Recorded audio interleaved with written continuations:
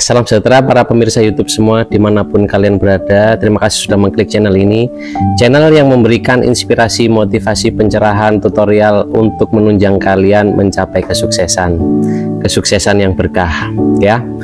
Yang aku bahas ilmu-ilmu di channel Itu Mujigai ini adalah ilmu-ilmu out of the box ya, dimana ilmu-ilmu ini tidak diajarkan di sekolah universitas tapi diajarkan oleh pengalaman hidup ya, pengalaman kehidupan yang menuntun orang menjadi sukses. Jadi kesuksesan itu kalau kalian niat untuk menjadi sukses, kalian niat untuk merubah kehidupan, kalian itu bisa mendapatkan di mana saja ya.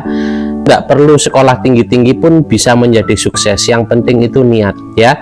Kalau kalian sudah sukses ingin melanjutkan sekolah lagi untuk mendapatkan jaringan yang lebih luas dan ilmu pengetahuan yang lebih luas, ya itu sangat bagus sekali ya. Jadi mana dulu nih ya, sukses dulu apa kuliah ya?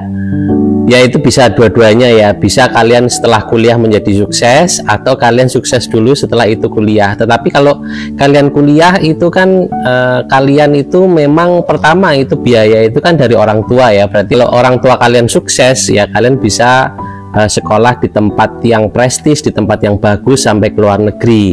Kalau memang orang tua tidak mampu, orang tua kalian tidak mampu tetapi kalian itu mendapatkan beasiswa, itu juga kalian bisa mendapatkan perkuliahan yang prestis ya, pendidikan yang prestis. Tetapi bagaimana kalau yang menengah-menengah ya, atau yang kaum rebahan, apakah bisa? Bisa, jawabannya bisa. Yang penting itu adalah niat kalian ya. Dan ini aku mau menceritakan tentang kisah mantan gembel ya. Ini sangat menarik sekali. Jadi guru kita ya, saya sebut guru karena kita belajar dari mereka ya, padahal mereka tidak mau disebut guru. Seorang mantan gembel, seorang mantan tukang sapu, seorang mantan ODGJ, seorang yang sudah tidak mampu lagi mempunyai pengharapan, dikucilkan, direndahkan oleh lingkungan ya, dianggap mungkin tidak ada, bisa naik, bisa mencuat. Nah itu kan sesuatu yang bisa kita pelajari dan kita bisa ambil hikmah dari apa yang dikerjakan sama mereka, apa yang dilakukan sama mereka, sehingga mereka itu bisa melampaui keadaan dirinya dan mereka itu bisa menjadi atasan dan bawahannya itu orang-orang kuliahan, orang-orang S1, S2 itu malah bawahannya dia, padahal sekolahnya dia itu enggak sampai S1 aja nggak sampai gitu loh ya, S setengah malah ya, mungkin SD, SMP protol gitu kan, seperti itu. Nah tetapi gimana caranya dia itu malah bisa menjadi seorang pengusaha besar ya, punya perusahaan di mana-mana dan bisa mengatur perusahaannya dan mengatur banyak orang termasuk orang-orang lulusan perkuliahan. Nah itulah yang skill yang kita mau pelajari di sini teman-teman sekalian, para pemirsa YouTube semua. Inilah kajian-kajian yang aku mau bedah dan aku mau kaji dan aku mau bagikan, aku sharing kepada kalian bagaimana caranya atau titik apa di mana si mantan gembel ini sudah tidak menjadi gembel lagi, atau orang-orang rendahan ya, yang istilahnya direndahkan, yang pekerjaannya itu direndahkan, itu dia bisa mendapatkan kehidupan yang lebih baik, kehidupan yang layak, menjadi orang sukses, menjadi orang kaya, mendapatkan kekayaan lahir dan batin dan bisa membantu banyak orang.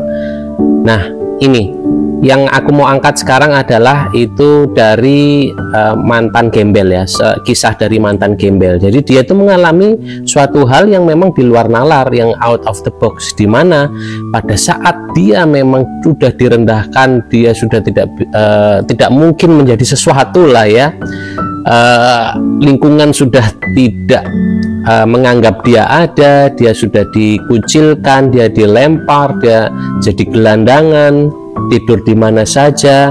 Tetapi ada momentum di mana dia itu berbicara dengan dirinya sendiri. Jadi dia itu suka berbicara dengan dirinya sendiri ya, memang kemungkinan itu sudah masuk ke taraf nuts ya, atau gila ya. Dia ngobrol dengan dirinya sendiri. Kalau dia itu pengen mengubah kehidupannya, dia ngobrol dengan dirinya sendiri, mungkin itulah tanpa sadar dia itu berdoa. Dia berdoa kepada alam semesta, dia memohon pada saat dia itu nggak bisa makan perharinya, dia itu nggak khawatir. Dia itu nggak khawatir, dia nggak berpikir susah, dia tetap aja jalan dari satu tempat ke tempat lain, dia ngomong sendiri. Tiba-tiba ada orang yang memberikan bantuan kepada dia, ya, ada makanan seadanya, hasil sedekah dari orang itu dia makan. Mungkin dia lewat tempat ibadah, dia diberi suatu rezeki, ya, dia ambil. Dan selama dia menjadi gelandangan dan gembel, dia nggak pernah yang namanya kelaparan, nggak ada pikiran dia itu susah, ya. Dan dari situlah kemungkinan ada rasa syukur di dalam dirinya, ya. Dia ingin merubah kehidupannya. Pada waktu itu dia membantu orang lain. Jadi dia itu sukanya bantu-bantu membawakan belanjaan orang yang ada yang belanja di pasar. Jadi dia itu membantu membawakan belanjaan orang-orang yang ada di pasar. Dia mendapatkan upah dari jasa itu.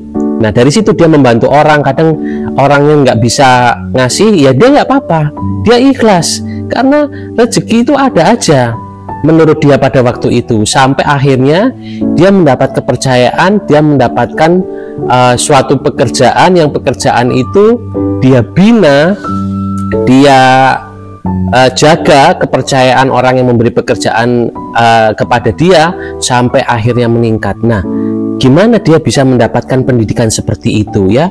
Seorang gelandangan, seorang gembel, dia itu bisa menjaga kepercayaan yang telah diberikan kepada dia. Nah, itu salah satu, teman-teman semua, pemirsa YouTube semua, bila kita melakukan suatu usaha, itu yang paling utama adalah kita menjaga yang namanya kepercayaan, ya. Kepercayaan kepada customer, kepercayaan kepada atasan, ya. Itulah yang pertama dia lakukan sehingga dia merubah hidupnya, adalah dia menjaga yang namanya kepercayaan, di mana dia sudah diberikan pekerjaan untuk dia kelola dan diberikan tanggung jawab lebih oleh yang memberikan pekerjaan itu, dan dia bisa menjaga kepercayaan dan dia bisa bertanggung jawab sehingga usahanya itu makin maju. Nah, itulah yang kita ambil, ya, pelajaran itu yang kita ambil, ya, gimana dia itu bisa merubah kehidupannya satu dengan cara sederhana, yaitu menjaga kepercayaan, menjaga trust dari orang yang memberikan dia pekerjaan, ya. Dia menjaga trust dari orang yang memberikan dia pekerjaan. Teman-teman sekalian, nah, ini adalah apakah suatu keajaiban? Ini suatu keajaiban. Titik tolak di mana dia merubah kehidupannya adalah di mana dia membantu orang tanpa dia pamrih, ya. Dia pertama-tama kali itu dia berada di pasar. Dia di pasar itu tidak ada ide tadinya untuk mendapatkan uang, ya, untuk mencari uang dengan membawakan belanjaan orang. Tetapi pertama dia itu tanpa pamrih membantu orang membawakan belanjaannya sampai mungkin ke kendaraannya, ya, atau mengikatnya di motor.